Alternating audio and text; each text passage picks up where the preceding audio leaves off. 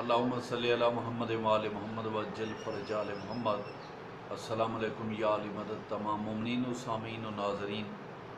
بعد السلام، آج ہم آپ سے محمد و آل محمد کی ذات بابرکات پر ہوئے گئے مظالم کے اوپر اشک باری کرنے والوں کے متعلق، غم گساری کرنے والوں کے متعلق جو غم مناتے ہیں، چاہے وہ گری و بکا کا ہے، چاہے وہ خون کی عزاداری کا ہے، چاہے وہ ایک لمحے کی سانس بھی ہے، تو محمد و آل محمد کے فرامین اقدس کے مطابق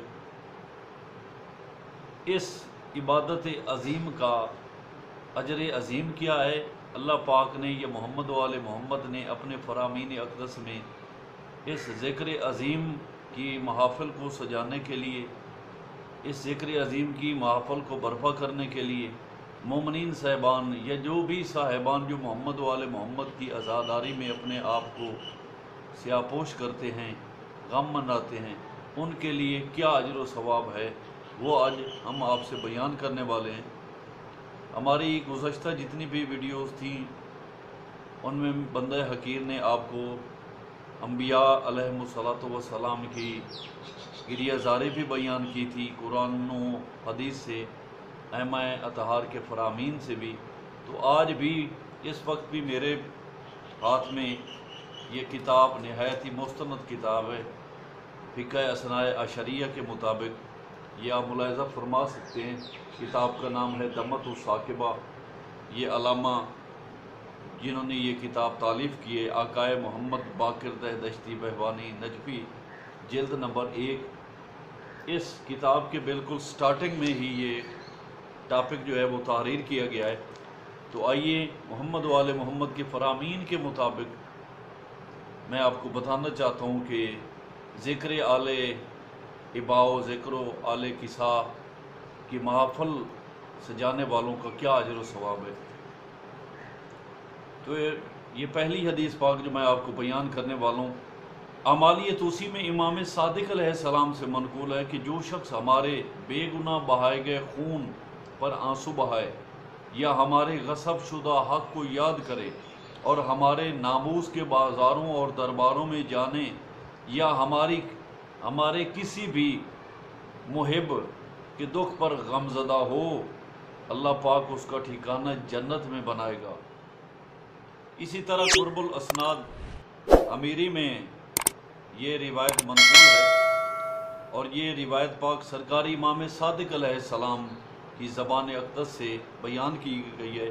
فضیل ابن یسار سے سوال کیا امام صادق علیہ السلام نے، اے فضیل، کیا اپنی مجالس و محافل میں ہمارا تذکرہ بھی کیا کرتے ہو؟ تو جناب فضیل نے عرض کیا، مولا، مجلس کا مقصد، مجلس کے اہتمام و انتظام کرنے کا مقصد ہی صرف آپ کی ذات مقدسہ کا ذکر ہوتا ہے۔ آپ نے فرمایا، فضیل، آپ کی ایسی مجالس ہمیں بہت ہی محبوب ہیں۔ اے فضیل، ایسی مجالس منعقد کیا کرو، ان مجالس میں ہماری یاد تازہ رکھا کرو۔ فضیل، جو شخص ہمارا تذکرہ کرے یا جس شخص کی آنکھ سے ہمارے ذکر پر ایک آنسو بھی بہہ نکلے، اگر اس کے گناہوں کی تعداد سمندر کے قطرات کی مانند بھی ہوگی تو اللہ اسے معاف کر دے گا۔ خصال صدوق میں حدیث نمبر 400 حضرت علی ابن ابی طالب علیہ السلام کی زبان اقدس سے منقول ہے کہ ذات احدیت نے کائنات عالم میں سے ہمیں منتخب فرمایا، پھر ہمارے شیعوں کو منتخب کیا، جو ہمارے ناصر، ہماری خوشی میں خوش، ہماری غمی میں غم زدہ اور ہماری راہ میں جان و مال قربان کرتے ہیں۔ یہ لوگ ہمارے لیے اور ہمارے پاس ہی آئیں گے۔ اعمالیہ توسی میں امام صادق علیہ السلام سے منقول ہے کہ ہمارے اوپر کیے گئے مظالم کی یاد میں ایک تسبیح خدا ہے۔ ہم پر کیے گئے مظالم کی یاد میں جو تم غم مناتے وہ عبادت عظیم ہے، تو آپ لوگوں پر واجب ہے کہ اس بیان کو سونے سے لکھ لو، سونے کے پانی کو سیاہی بنا کر۔ مولا کی یہ فرمان ہے کہ یہ اتنا قیمتی فرمان ہے کہ اس کو سونے سے لکھ لو۔ اسی طرح محمد ابن مسلم نے امام صادق علیہ السلام سے روایت کی ہے کہ امام حسین علیہ السلام اپنے زائرین کو دیکھتے ہیں، آپ ان کے اور ان کے آباء و اجداد کے ناموں تک سے واقف ہیں، آپ اپنے ہر رونے والے کو دیکھتے ہیں، پھر ان کے لیے خود بھی استغفار کرتے ہیں اور اپنے آبائے اکرام سے بھی رونے والوں کے لیے استغفار کی درخواست کرتے ہیں، اور فرماتے ہیں اگر میرے زائر کو معلوم ہوتا کہ میری زیارت کی عوض اللہ نے اس کو کتنا اجر دے رکھا ہے تو وہ مجھے رونا تک بھول جاتا، یعنی اتنا خوش ہو جاتا کہ اس کو اس اجر عظیم پانے کی خوشی میں مجھے رونے تک بھول جاتا۔ جب میرا زائر زیارت سے فارغ ہو کر واپس لوٹتا ہے تو اس کے ذمہ کوئی گناہ نہیں ہوتا۔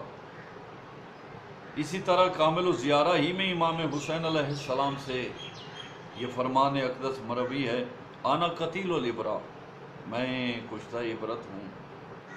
کامل ہی میں اسماعیل بن جابر سے مروی ہے کہ امام صادق علیہ السلام نے امام حسین علیہ السلام سے روایت کی ہے، انا قتیل العبرہ، جب بھی کوئی میرا نام اٹھائے گا تو اس کی آنکھوں سے بے اختیار آنسو ٹپک پڑیں گے۔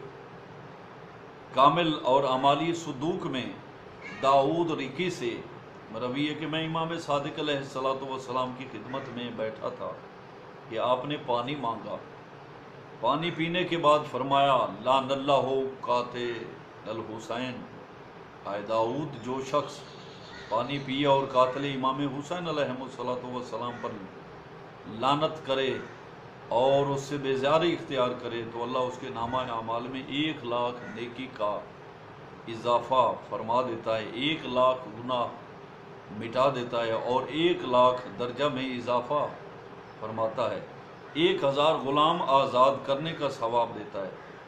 یوم محشر وہ شخص پاک و پاکیزہ دل محشور ہوگا اور اس کے ذمہ کوئی گناہ نہ ہوگا۔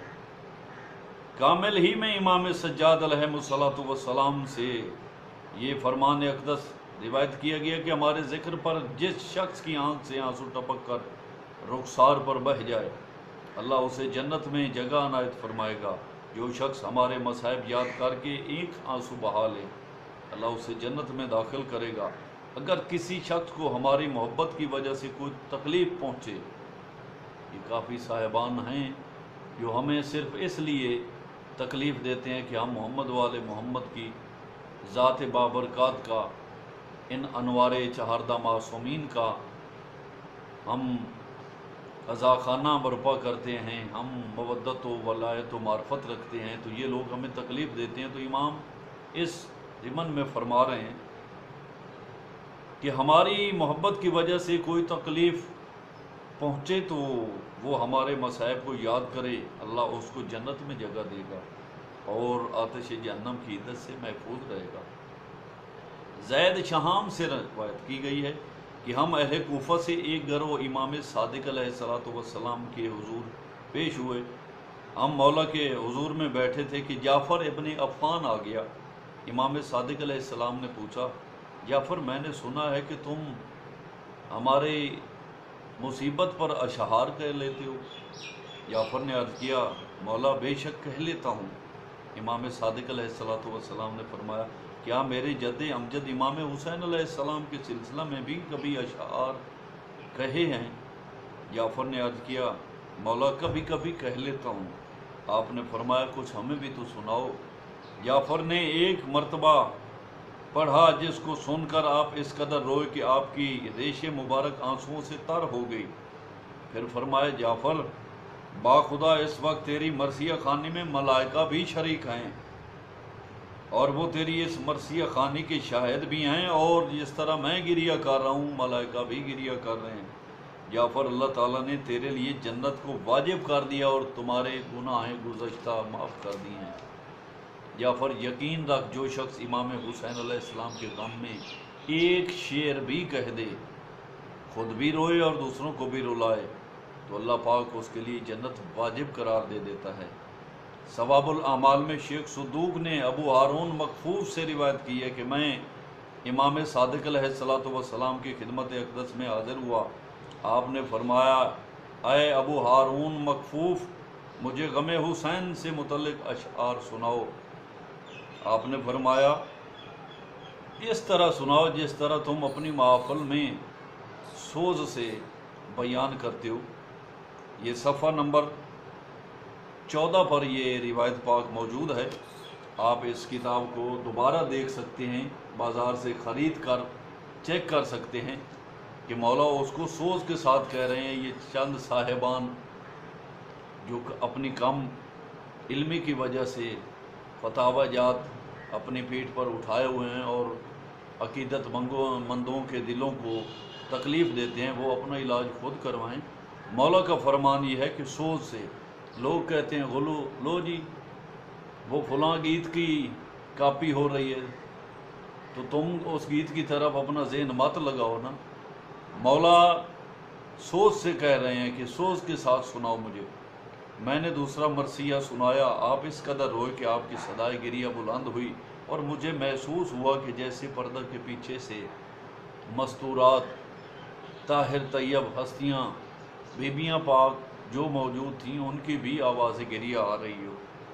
तो ऐ साहिबान ईमान, मोहम्मद वाले मोहम्मद की अज़वात मुक़द्दसा के गम में गमगीन होना और ख़ुशी में मुसर्रत का इजहार करना, ये ज़िक्र अज़ीम है। इसका सवाब व अजर ला तादाद व बेशुमार है। तो हमें इन अज़वात मुक़द्दसा की मिलाद व जश्न, महाफ़िल या अभी मुहर्रम उल हराम की आमद है। एक माह के बाद मुहर्रम उल हराम का चाँद इंशाअल्लाह ताला हम ज़िंदा रहे तो देखेंगे और अपनी अकीदत का इजहार करेंगे और दर ज़हरा पर हम एक हकीर ग़ुलामों की तरह इस ताज़ियत को पेश करेंगे कि जो ताज़ियत अज़ीम है। तो मालिक कायनात हमारे इस ज़िक्र की वजह से हमारे गुनाहान सग़ाइर व कबाइर माफ़ फरमाए और जो साहिबान अपनी लाइल्मी की वजह से फ़ुज़ूल फतावा जा देते हैं उनको हिदायत फरमाए। आमीन सुम्मा आमीन। हमारे इस टॉपिक को अगर आप पसंद फरमाएँ तो कमेंट्स कीजिए, लाइक कीजिए और हमारे इस चैनल को अगर आप पसंद फरमा रहे हों तो सब्सक्राइब कीजिए ताकि हम इल्मी तकाज़े में आपकी मज़ीद खिदमत सरअंजाम दे सकें। मालिक कायनात हमारी तौफ़ीक़ात कामिला में इजाफ़ा फरमाया। आमीन सुम्मा आमीन। अपना ख्याल रखें, हमें अपनी दुआ में याद रखें। वस्सलाम।